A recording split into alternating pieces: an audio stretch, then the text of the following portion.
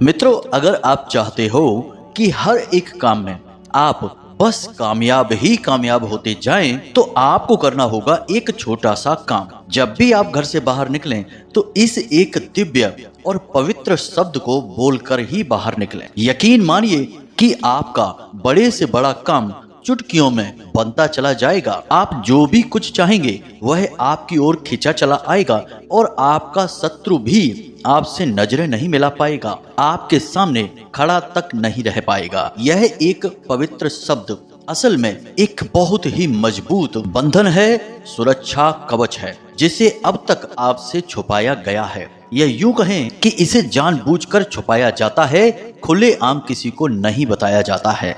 लेकिन आज माता रानी की सेवा में हम आपको यह सबसे बड़ा रहस्य, सबसे बड़ी शक्ति देने जा रहे हैं। तो जयकारा बोलो माता रानी का, जगत माई महामाई माँ भद्रकाली की जय बोलो, माता रानी के सांचे दरबार की जय बोलो। मकर राशि वालों, आप सभी का बहुत बहुत स्वागत है मकर राशि भिंड यूट्यूब चैनल में। मित्रों, हर इंसान की यह इच्छा होती है कि वह जिस भी काम को आगे बढ़ाए उस काम में उसे कामयाबी मिले। कोई भी ऐसा इंसान इस संसार में नहीं है जो यह सोचकर कार्य करता हो कि वह इस कार्य में असफल हो जाएगा। लेकिन फिर भी दुर्भाग्य से ही सही या कुछ अपनी ही गलतियों की वजह से असफलता मिल जाती है। और आज के समय में आपके जीवन में यदि देखा जाए तो आपके हर एक कार्य में लगभग आपको असफलता मिलती ही मिलती है। या यूं कहें कि जैसी कामयाबी आप चाहते हैं वैसे कामयाबी, वैसा फल आपको प्राप्त नहीं होता है। तो अब ऐसे में आपके लिए यह वीडियो संजीवनी बूटी के समान होगा, जो आपके निष्प्राण हुए भाग्य में प्राण फूंक देगा और आपके भाग्य को हीरे की तरह चमका देगा। जी हाँ बंधुओं, यकीन मानिए कि यह एक शब्द अगर आपने सही नियम से और सही विधि विधान से जागृत करने के बाद प्रयोग करना सीख लिया, तो हम आपको गारंटी देते हैं कि आप हमें खुद कमेंट करके लाख लाख धन्यवाद देंगे, क्योंकि यह शब्द कोई सामान्य शब्द नहीं है। यह असल में एक बहुत बड़ा बंधन है, एक बहुत बड़ी क्रिया है। यह क्रिया इतनी शक्तिशाली है कि अगर आपने इस क्रिया को किसी इंसान को नुकसान पहुंचाने के लिए भी कुछ दिनों तक लगातार प्रयोग कर लिया, तो उस इंसान के साथ भयानक से भयानक बुरा भी हो सकता है। इसीलिए शायद इस क्रिया को अब तक सब लोगों से छुपाकर रखा गया है। बहुत ही कम लोग इसके बारे में जानते हैं। इसीलिए हम आपसे हाथ जोड़कर अपने हृदय की गहराइयों से निवेदन करते हैं कि कभी भी जीवन में इस क्रिया का, इस शब्द का प्रयोग किसी की हानि के लिए मत करना, वरना जो दूसरों की हानि करते हैं सबसे पहले उनकी हानि होती है और आपके चक्कर में हमारी साधना भी खंडित हो जाएगी। हम तो आपके जीवन की दुख तकलीफों को दूर करने के प्रयास में, माता रानी की सेवा में आपको यह विधि बता रहे हैं, लेकिन आपने यदि इसका गलत प्रयोग कर दिया तो हमें इसका सबसे बड़ा दंड प्राप्त होगा, क्योंकि हम ही तो इसे आप तक पहुंचा रहे हैं। तो हम पर बस इतना सा एहसान करना कि भूल से भी इसे किसी गलत क्रिया के लिए प्रयोग मत कर लेना, किसी का अहित नहीं होना चाहिए। तो हम उम्मीद करते हैं कि आप इस बात को समझ चुके होंगे। अब ध्यान से सुनिए, हम आपको इस क्रिया को, ये यूं कहें कि इस शब्द को बारीकी के साथ समझाएंगे, इसे प्रयोग करने के सही तरीके, सही नियम और संस्कार को बताएंगे। साथ ही साथ कुछ जरूरी सावधानियां भी हैं जिन्हें आपको रखना बेहद जरूरी है। अब जब हम आपको इस शब्द को बता देंगे तो बस यूं ही आप प्रयोग करेंगे तो कुछ भी नहीं होगा। सारे नियम और संस्कार आपको समझने होंगे। साथ ही साथ इस शब्द को थोड़े से एक दिन के अभ्यास से जागृत भी करना पड़ेगा। जी हाँ बंधुओं, तभी यह आपके ऊपर कार्य करना शुरू करेगा। यह बिल्कुल वैसा ही है जैसे हम रुद्राक्ष लेकर आते हैं दुकान से, तो वह जागृत नहीं होता है, उसमें प्राण प्रतिष्ठा करनी पड़ती है। उसे पवित्र करने के बाद, शुद्धिकरण के बाद मंत्रोच्चारणों से जागृत करना पड़ता है, फिर वह आपके ऊपर फलित होना शुरू हो जाता है। इसीलिए हर एक विषय के विशेष विधि और विधान को जाने बिना किसी भी कार्य को आप करते रहेंगे तो आपको कोई फल प्राप्त नहीं होगा। फिर आप कहते रहना कि सब ढोंग है, सब ढकोसला है, कुछ भी कार्य नहीं करता है, बस बेकार की बातें हैं। अक्सर लोग यही करते हैं, बात पूरी सुनते नहीं हैं, बातों के महत्व को समझते नहीं हैं और सही नियम और संस्कारों से चीजों का प्रयोग नहीं करते हैं। बाद में चीजों को दोष लगा देते हैं। यह तो वही बात हो गई कि नाच न जाने आंगन टेढ़ा। लेकिन बंधु, हम चाहते हैं कि आप आज इस वीडियो को पूरा देखें, अंत तक हर एक बात को समझने की कोशिश करें। फिर भी यदि कुछ समझ ना आए तो आप कमेंट करके प्रश्न पूछें, हम आपके प्रश्नों के जवाब भी देंगे। और जैसा हम आपको बता रहे हैं ठीक वैसे ही इस शब्द का आपको प्रयोग करना है। फिर आप देखें कैसे चमत्कार होंगे। आपकी किस्मत, आपका भाग्य आपकी आंखों के सामने देखते देखते ही कुछ ही दिनों में बदल जाएगा।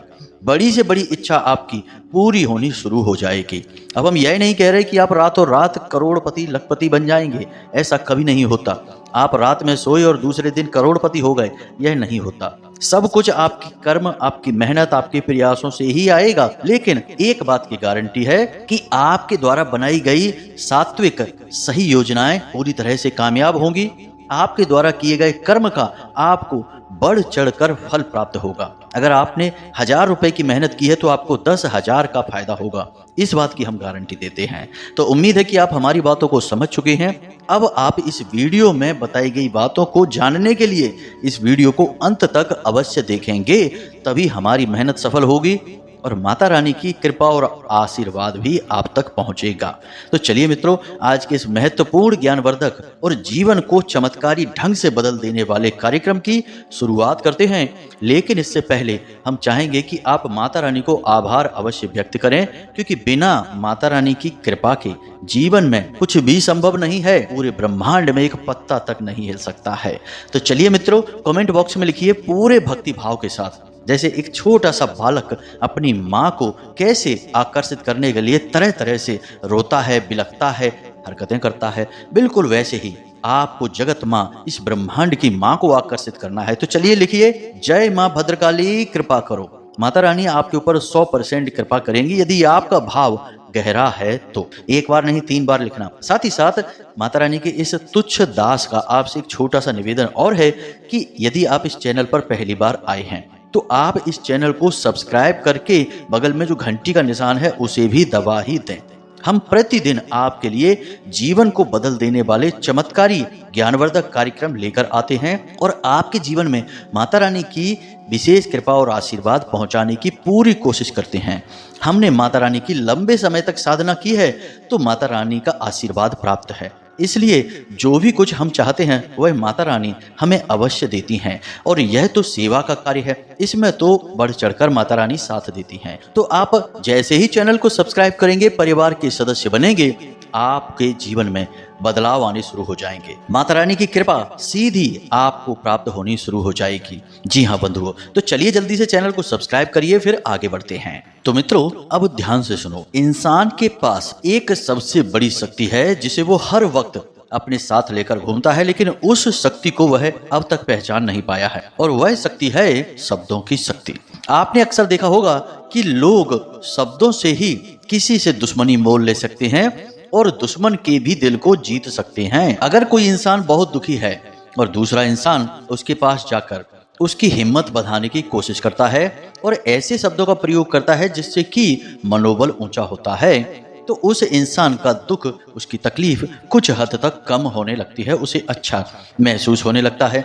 अब उस इंसान को अच्छा महसूस कराने के लिए दूसरे इंसान ने क्या किया? कोई दवाई तो दी नहीं, कोई उसे थेरेपी तो दी नहीं, उसे केवल कुछ शब्द दिए। यानी इससे यह साबित होता है कि इस संसार में शब्दों के ऊपर बहुत कुछ निर्भर करता है।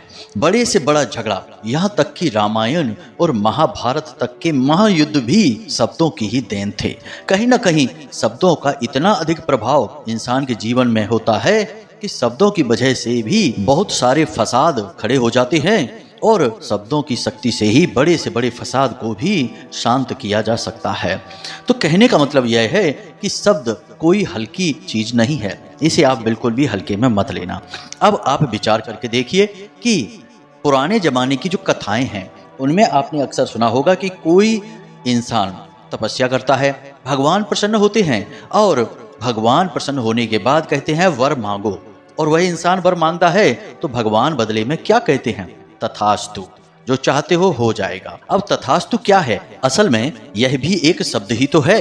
जब भी कोई ऋषि मुनि किसी को श्राप देते हैं तो वह भी शब्द होता है, जब किसी को आशीर्वाद देते हैं तो वह भी शब्द होता है, और सब कुछ सच होने लगता है। इसका कारण यह है कि शब्द जो महान लोग बोलते हैं वे जागृत होते हैं, और जब शब्द जागृत हो जाते हैं तो वे जरूर अपनी ऊर्जा का प्रभाव इंसान के जीवन पर छोड़ते ही हैं, मानव जीवन को प्रभावित करते ही हैं। तो अब ऐसे में सवाल यह उठता है कि क्या कुछ ऐसे शब्द भी हैं जो इंसान के जीवन में सकारात्मक ऊर्जाओं को इस हद तक बढ़ा दें कि वह जो कुछ भी चाहे वह उसे हासिल होने लगे, और उस इंसान के आसपास ऊर्जा का ऐसा घना और सकारात्मक वातावरण बना दें कि यदि कोई उसके ऊपर किसी प्रकार की तांत्रिक क्रिया भी करे, कोई नकारात्मक ऊर्जा जैसे नजर, टोना, टोटका उसकी तरफ आए तो वह वापस लौट जाए। तो इसका जवाब है हाँ, अवश्य है, बस इन शब्दों को जागृत करना पड़ेगा।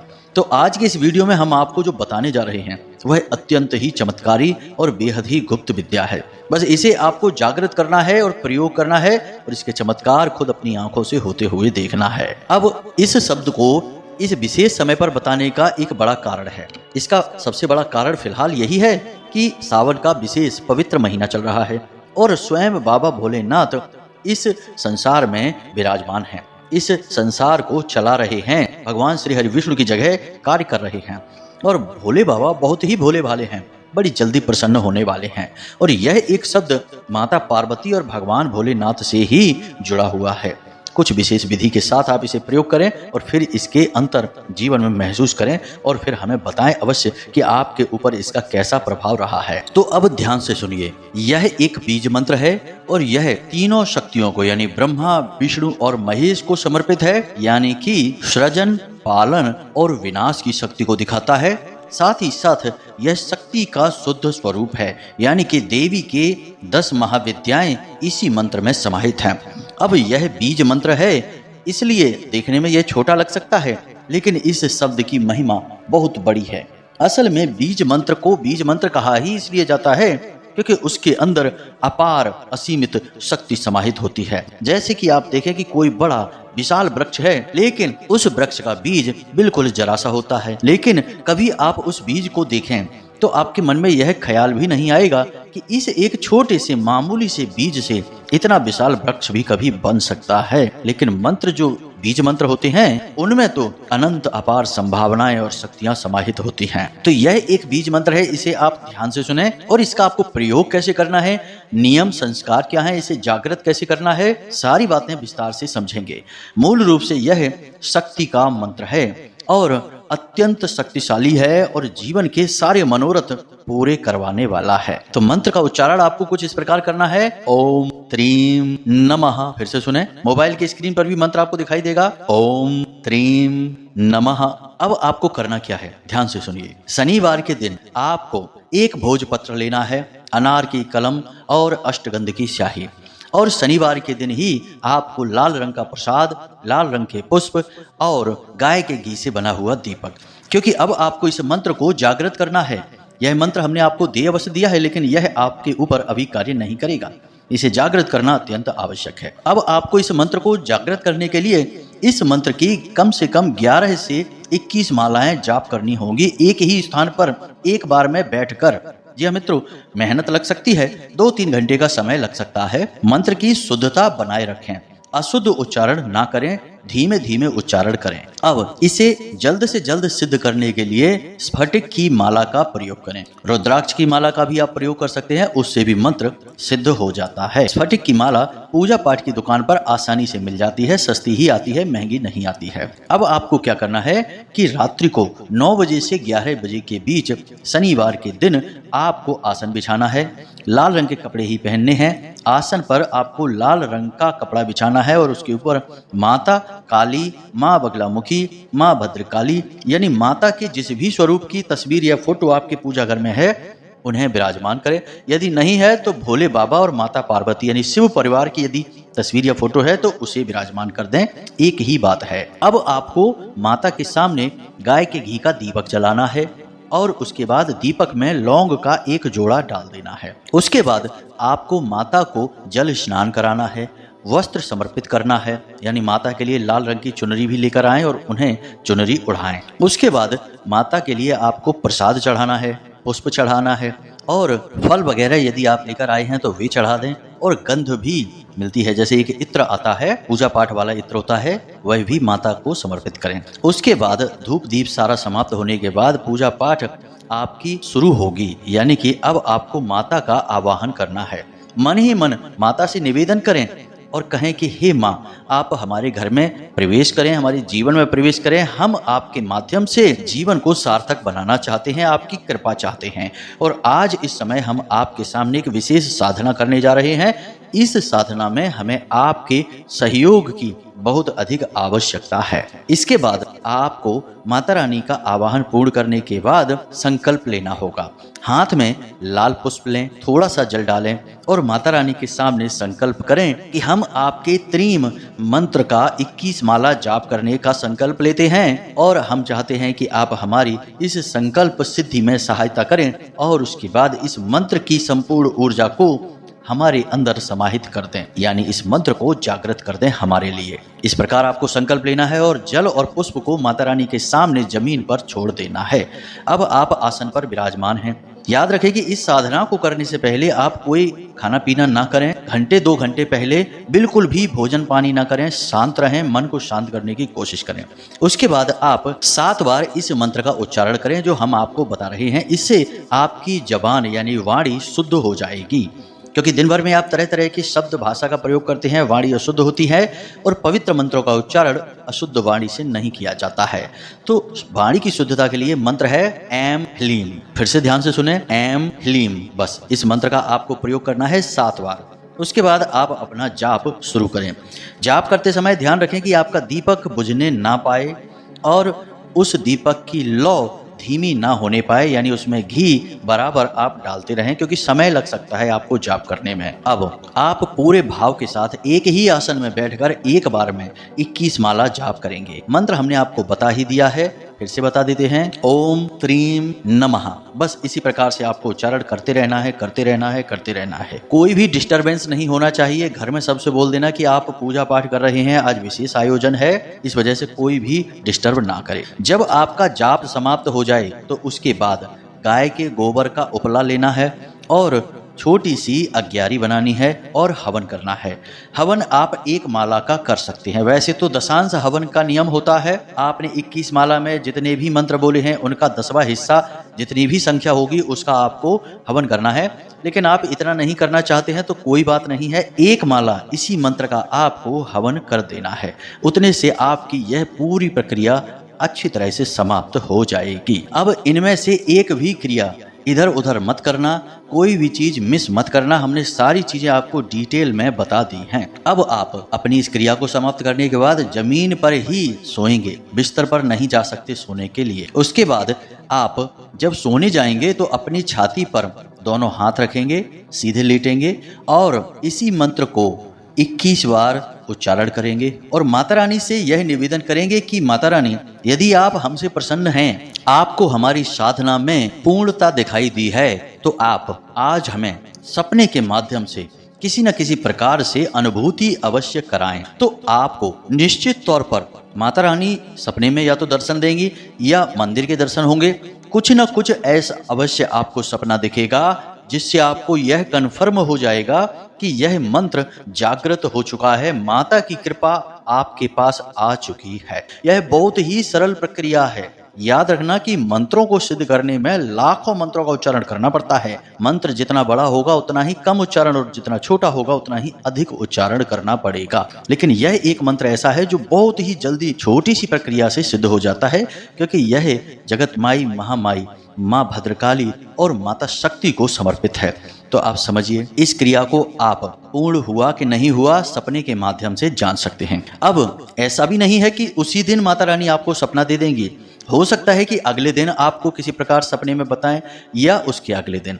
3 दिनों के अंदर अंदर माता रानी आपको सपने में जरूर आभास कराएंगी ही कराएंगी। तो अब 3 दिनों तक आपको, जैसे पहले दिन अगर कोई आपको माता रानी का आभास नहीं हुआ तो अगले दिन होगा या उसके अगले दिन होगा। माता रानी का चाहे आभास हो या ना हो, 3 दिनों तक आपको कुछ विशेष नियम संयमों का पालन करना होगा। सबसे पहला नियम कि आपको कोई भी गलत भोजन ग्रहण नहीं करना है, तेज मसालेदार भोजन ग्रहण नहीं करना है, तामसिक भोजन नहीं लेना है, मांस मदिरा आदि का सेवन तो भूलकर भी मत करना। दूसरा कि आप तंबाकू, गुटखा, बीड़ी, सिगरेट यदि लेते हैं तो यह भी नहीं लेंगे। चाय, कॉफी यदि आप लेते हैं तो यह भी नहीं लेंगे। इसी के साथ साथ आप झूठ भी नहीं बोलेंगे, चाहे आपका कितना ही बड़ा नुकसान हो जाए। आपको पता है कि इस इंसान से मिलने के बाद मुझे झूठ बोलना पड़ेगा, तो आप 3 दिन तक उस इंसान से ना मिलें, लेकिन आप झूठ ना बोलें। जरूरत पड़े तो 3 दिन की आप छुट्टी ले लें और घर पर ही रहें और माता रानी को मन में सुमिरन करते रहें। मित्रों, यह थोड़ा सा कठिन हो सकता है, लेकिन असंभव नहीं है। आप थोड़ी सी मेहनत करेंगे, आपको मिलेगा अनंत अपार प्रेम माता रानी का। इसी के साथ साथ कुछ जरूरी बातें कि आप 3 दिनों तक अपवित्र नहीं होंगे, यानी कि किसी ऐसी जगह नहीं जाएंगे जहां अपवित्रता होती है, जैसे जुआ, शराब आदि कहीं हो रहा है, उस स्थान पर नहीं जाएंगे। किसी की बुराई नहीं करेंगे, किसी के लिए नकारात्मक बातें अपने मुख से नहीं निकालेंगे। इसी के साथ साथ यदि किसी की यहाँ कोई मृत्यु हुई है, कोई शव यात्रा है, तो आपको नहीं जाना है।